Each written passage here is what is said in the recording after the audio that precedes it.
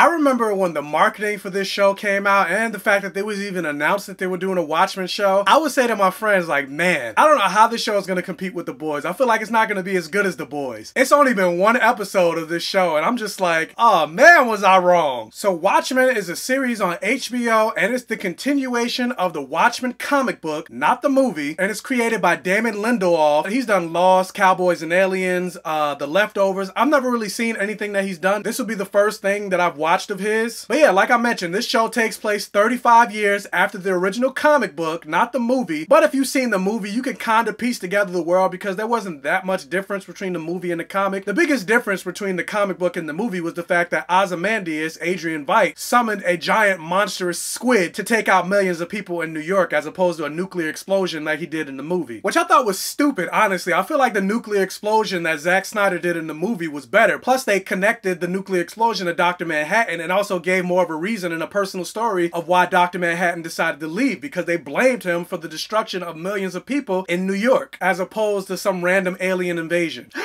How dare him criticize the original Watchmen? Whatever.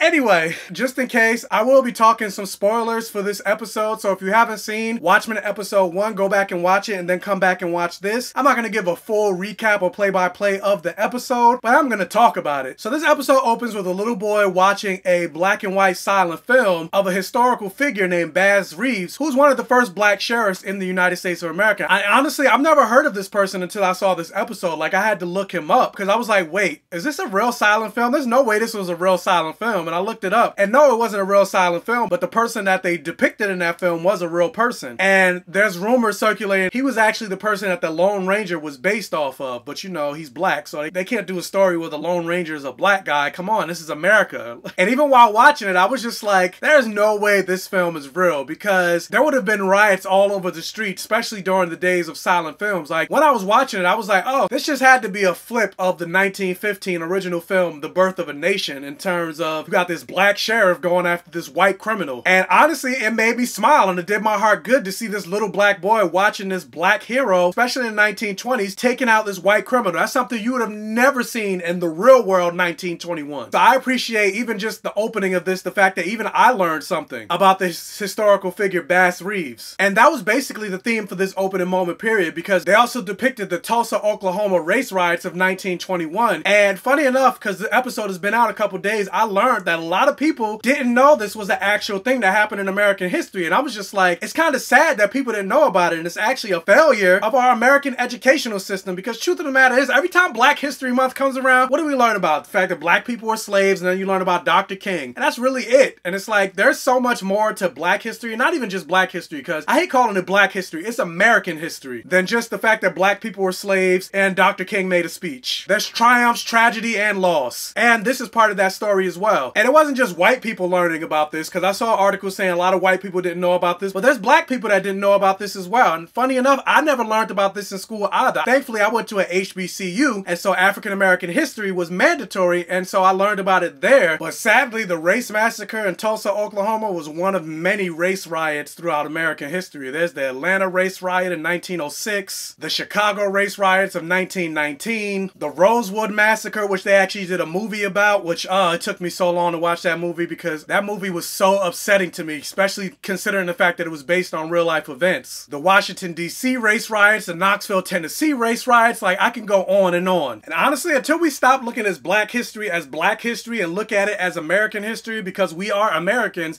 and treat it as just as important as learning about the founding fathers or Abraham Lincoln or anything that you learn about European history throughout school, I don't really see anything changing. But this is not a discussion about our failing educational system, but I had to bring it up. But anyway, so you get to see the parents of this boy basically try to get him out of this city, almost kind of in a Superman type of way, where they put Kal-El in a ship and send him out of Krypton to find a safe haven from the destruction of Krypton. That's exactly what this scene reminded me of, especially when you get to the end of the scene where the boy is laying in an open field, kind of like when he landed on Earth. He landed on Earth in an open field where the Kents eventually found him, and then he found that baby and wrapped that baby up in a blanket. Granted, it was different, but it kind of reminded me of Superman's origin. So I know this story is going to come back into play later on, and I kind of have theories about it that I'll get to later. Anyway, so after that, you get the episode opening with this white guy driving in a truck, and he's listening to rap music. And part of me was like, granted, I know this is alternate timeline, but there's no way he's listening to this song.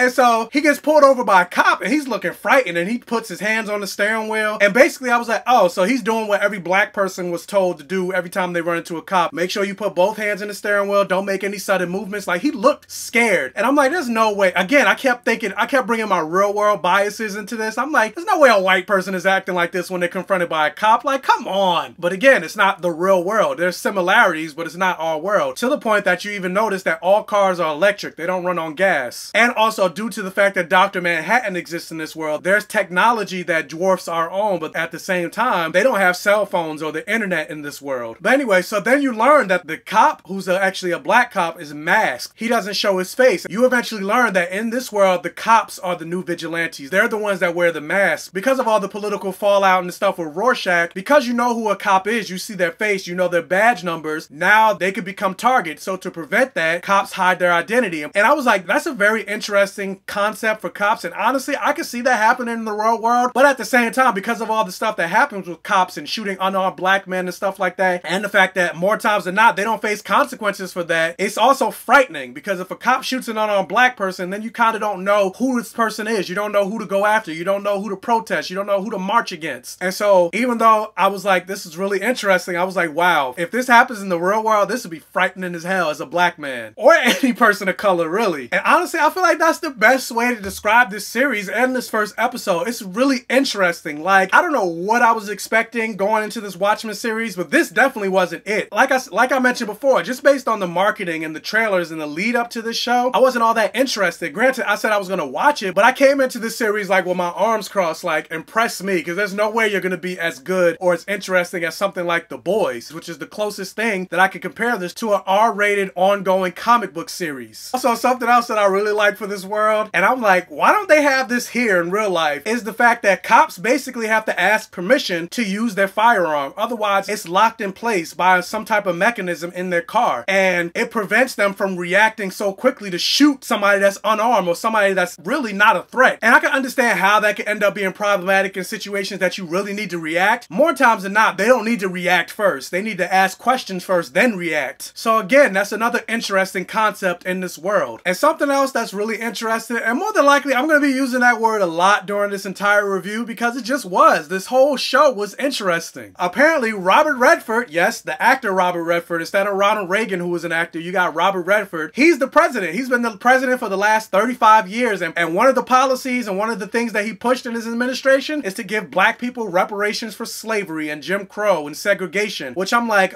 well, shit, I need to live in this world. And they call it Redfordations in this world. And the newest threat in this world are a group of white supremacists called the 7th Cavalry, and they're basically using Rorschach as their rallying call, as their mascot. And honestly, that makes perfect sense. A lot of people, when they think of the original Watchmen series, they look at Rorschach fondly, but truth of the matter is, in many ways, Rorschach was a right-winger. Like, he even sent his journal at the end of the Watchmen comic book series to a right-wing newspaper. There's been plenty of moments in the comic where he says things about where he kind of looks down on poor people, immigrants, LGBTQ folk. So it makes sense in this world that people would take the Rorschach figure and turn him into a right-wing alt-right figure. And I would say it's a little different than something like, say, right-wingers or alt-righters taking the Punisher logo and wearing it and using that as their banner. Because I'm like, do you really actually know what the Punisher would stand for? Like, the Punisher wouldn't be for what you guys stand for. But Rorschach, I could totally see Rorschach as a white supremacist. But yeah, there's a lot of Easter eggs and a lot of callbacks to the original Watchmen comic in this series. You see Dr. Manhattan, and there's also callbacks to the fact that Adrian Veidt called a squid to destroy half of Manhattan. There's even parts where the city starts raining squid, so there's clearly after effects to what Adrian Veidt did 35 years ago, which I find very interesting. And this series does raise a lot of questions, but it's only the first episode, so of course there's going to be questions that are raised that more than likely will be answered by the end of episode 9, by the time this series is over. But of course, I cannot do this review and not talk about Regina King's character, Sister Night. I love the trajectory of Regina King's career, and the fact that she's in this, like, bravo, like, her Sister Night, like, badass. And it kind of made me wonder to myself, considering all the types of superheroes and vigilantes that are in comic books, why hasn't there really been a character whose sole mission is to take out right-wing extremists? Like, it makes all the sense in the world, especially considering, like, even since the election of Trump, hate crimes against black people, hate crimes against Jews, hate crimes against LGBTQ people, hate crimes against disabled people, hate crimes against Hispanic people have skyrocketed since the election of Trump. And also, according to FBI statistics, right-wing extremists specifically white right-wing extremism, are the biggest terrorist groups in America. So of course you should have a superhero willing to take that out. So bravo to Damon Lindelof putting that element into this show. And as much as I do love Regina King in this role, Yahya Abdul-Mateen is in this show, and most people know him as Black Manta in Aquaman. He also had a minor role in The Greatest Showman, and he was also in Striking Vipers from Black Mirror. And there's a sex scene between Regina King and Yahya Abdul-Mateen, and I'm staring at the screen like, fuck you, Regina King, because I'm like, I wish that was me in that scene instead of you. Hashtag Carl is online. And for those of you that seen the Black Mirror Striking Vipers episode, you know what I'm talking about. Oh, yeah. Oh, good God. That is one fine ass black man, girl.